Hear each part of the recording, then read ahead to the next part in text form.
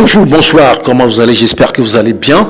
Aujourd'hui, nous allons parler de la gestion de carrière et les compétences requises pour bien gérer sa carrière en tant qu'artiste.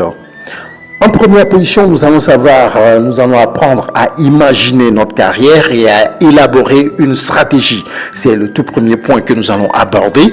Ensuite, nous allons élaborer un plan d'affaires et savoir comment nous allons promouvoir notre art. En troisième position, nous allons apprendre à gérer un projet, qu'il soit un album, un single ou un maxi-album. En troisième position, nous allons apprendre, en quatrième position, nous allons apprendre à gérer les ressources qu'il faut. Et en cinquième position, nous allons apprendre à gérer les aspects financiers.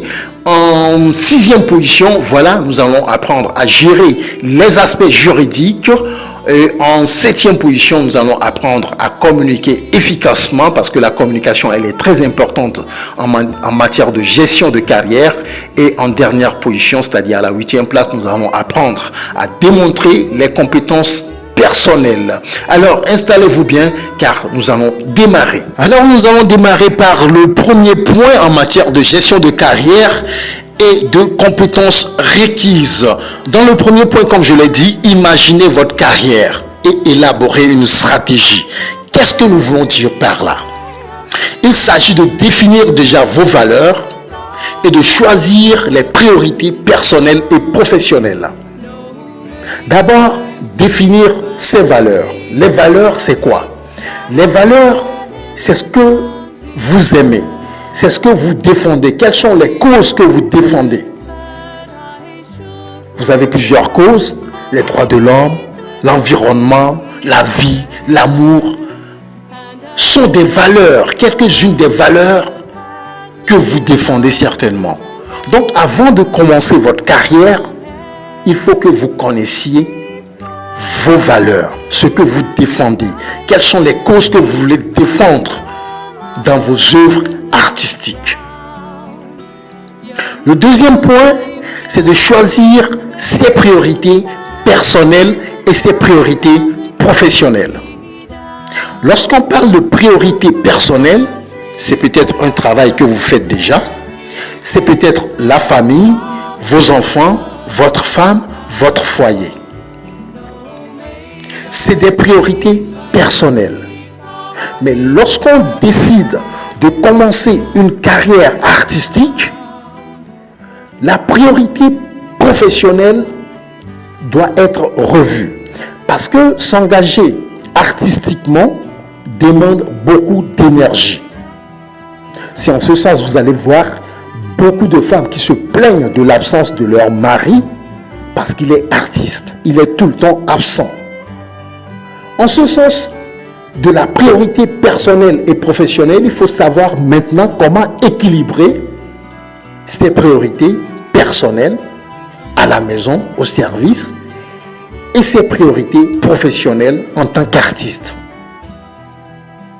Lorsque maintenant vous aurez déjà défini vos valeurs et de choisir vos priorités personnelles et professionnelles en ayant établi un emploi du temps, et en ayant équilibré votre vie personnelle et votre vie professionnelle, vous allez maintenant analyser vos points forts et vos points faibles.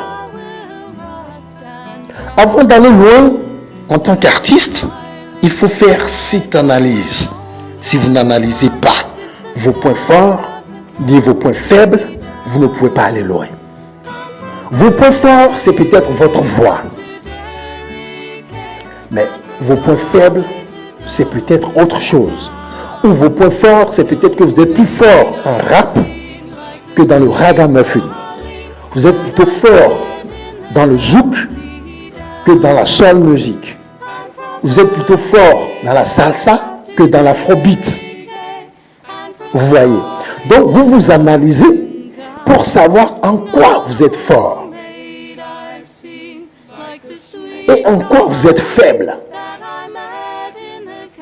En ayant fait maintenant cette analyse des points forts et des points faibles, il faut avoir la sagesse de consulter ses pairs.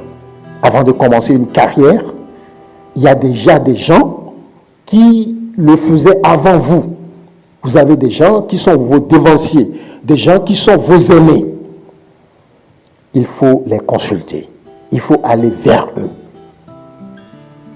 Comment est-ce qu'on le fait? Comment est-ce que toi, tu as géré ta carrière? Quels sont les pièges à éviter?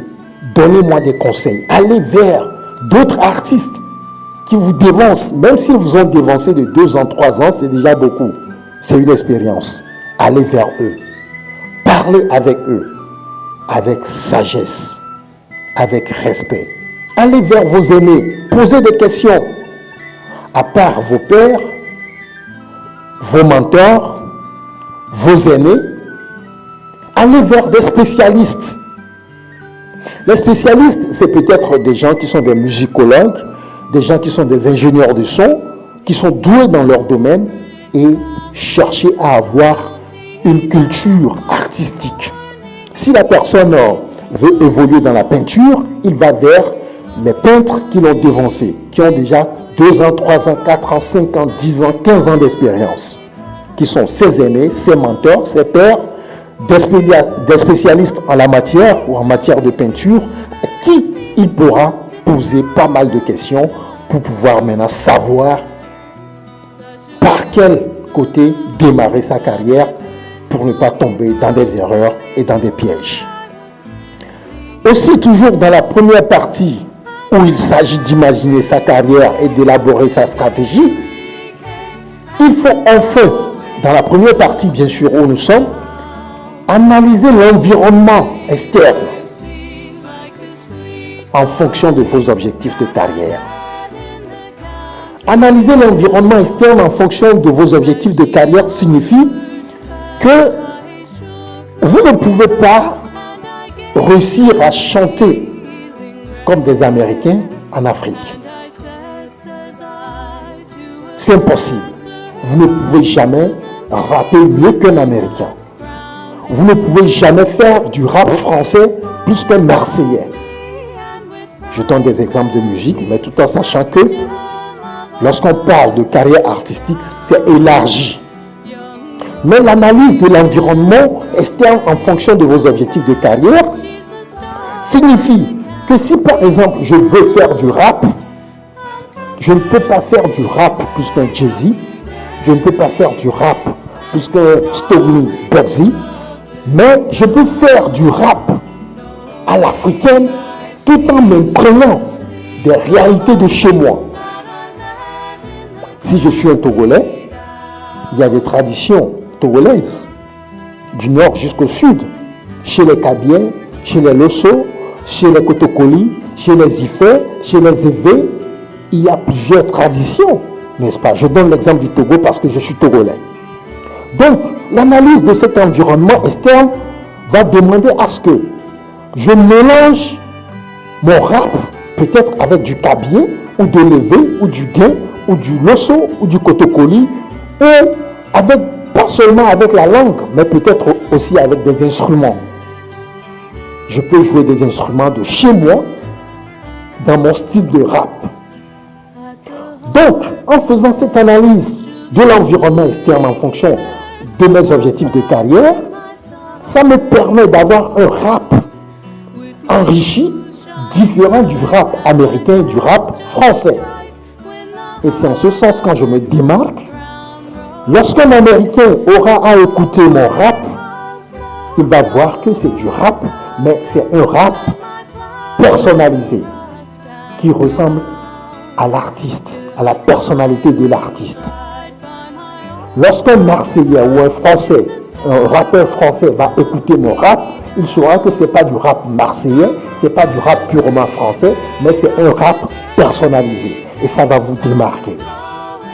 Donc, je récapitule en disant, dans la gestion de carrière et les compétences requises, il faut imaginer sa carrière et élaborer une stratégie. En ce sens, définir vos valeurs, choisir les priorités personnelles et professionnelles, analyser vos points forts et vos points faibles, consulter ses pairs, ses mentors, ses aînés, des spécialistes dans le domaine Et enfin, analysez l'environnement externe en fonction de vos objectifs de carrière. Nous allons nous arrêter ici pour l'instant dans le coaching artistique, tout en vous donnant rendez-vous demain, toujours sur la même chaîne. Portez-vous bien. Appelez-moi tout simplement Papa Mystère. Bye.